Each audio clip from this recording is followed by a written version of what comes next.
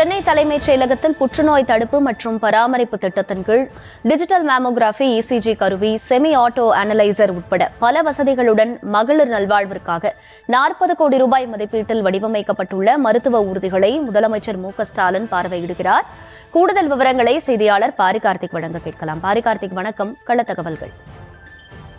வணக்கம். தமிழ்நாடு முதலமைச்சர் திரு மு.க.ஸ்டாலின் அவர்கள் தற்போது தலைமைச் செயலகத்தில் மருத்துவம் மற்றும் மக்கள் நல்வாழ்வுத்துறையின் புற்றுநோய் தடுப்பு மற்றும் பராமரிப்பு திட்டத்தின் கீழ் மகளிர் நல்வாழ்விற்காக 40 கோடி ரூபாய் செலவில் 38 நடமாடும் மருத்துவ ஊர்திகள் தற்போது முதற்கட்டமாக மக்களுடைய பயன்பாட்டுக்காக துவங்கி வைக்கிறார். அதே போல முதலமைச்சர் அலுவலக நுழைவாயில் அருகில் டிஜிட்டல் மேமோகிராபி, இசிஜி கருவி, செமி ஆட்டோ லைசன்சர் உள்ளிட்ட பல வசதிகளுடன் கூடிய 1.10 கோடி ரூபாய் மதிப்பீட்டில் வடிவமைக்கப்பட்டுள்ள நடமாடும் ஊர்தியை முதலமைச்சர்கள் பார்வையிட்டு வருகிறார்.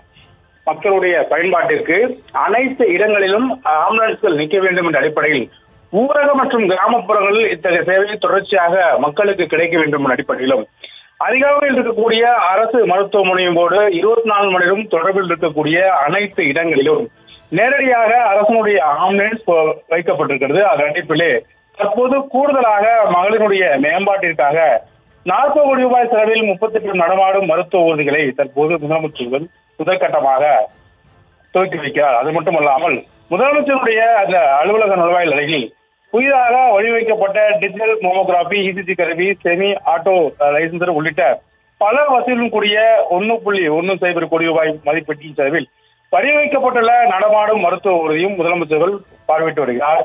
மேலும் தொடர்ச்சியாக மருத்துவ மற்றும் மக்கள் வாழ்வாழ்வுத்துறையின் சார்பில் அரசு பணியாளர் தேர்வாணையத்தின் மூலமாக 196 உதவியாளர்கள் மற்றும் 18 வட்டார சுகாதார புள்ளியியல் பணிகளுக்கும், அதே போல மருத்துவ பணியாளர் தேர்வு மையத்தின் மூலமாக 19 திறன்முக உதவியாளர், 11 பொறுத்துனர் உள்ளிட்ட தேர்வு செய்யப்பட்ட அனைவருக்கும் பணி நியமன ஆணைகளையும் முதலமைச்சர்கள் வழங்கி வருகிறார்.